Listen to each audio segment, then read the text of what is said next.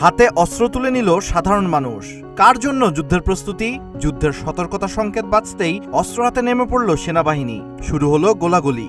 সেনাদের সাথে নেমেছে সাধারণ মানুষ, তাদের হাতেও অস্ত্র। কার বিরুদ্ধে চলছে এই যুদ্ধ? নাকি এটি শুধু সামরিক মহড়া?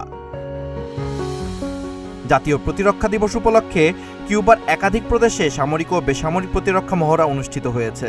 যুক্তরাষ্ট্রের নিষেধাজ্ঞা, তেল অবরোধ এবং স্টেট ডিপার্টমেন্টের সাম্প্রতিক প্রতিবেদনে কিউবাকে হুমকি বলা নিয়ে হাভানা ওয়াশিংটন উত্তেজনার মধ্যেই চলেছে এই মহড়া। কিউবার রাষ্ট্রীয় টেলিভিশন ক্যানাল কারিবের প্রকাশিত ভিডিওতে রিজার্ভ সেনা সদস্যদের এবং সাধারণ মানুষকেও অস্ত্র হাতে মহড়ায় অংশ নিতে দেখা গেছে। পিনার দেল রিওতে গ্রেনেড নিক্ষেপ, লক্ষ্যভেদ এবং ড্রোন মোকাবিলার প্রশিক্ষণ হয়েছে। একই সাথে সাধারণ মানুষকে আশ্রয় কেন্দ্রে সরিয়ে নেওয়া, আহতদের চিকিৎসা এবং জরুরি সরবরাহ সুরক্ষার অনুশীলনও চলেছে। এছাড়া মায়াবেকে প্রদেশে সম্ভাব্য যুদ্ধ পরিস্থিতি মোকাবিলার প্রস্তুতি পরীক্ষা করা হয়েছে। পাশাপাশি আইল অফ ইউতে তরুণরা নৌবাহিনীর মহড়ায় অংশ নিয়েছে। আর গ্রানমা প্রদেশে জরুরি বা যুদ্ধকালীন পরিস্থিতিতে কত জনবল ও সরঞ্জাম রয়েছে তা পর্যালোচনা করেছেন কর্মকর্তারা।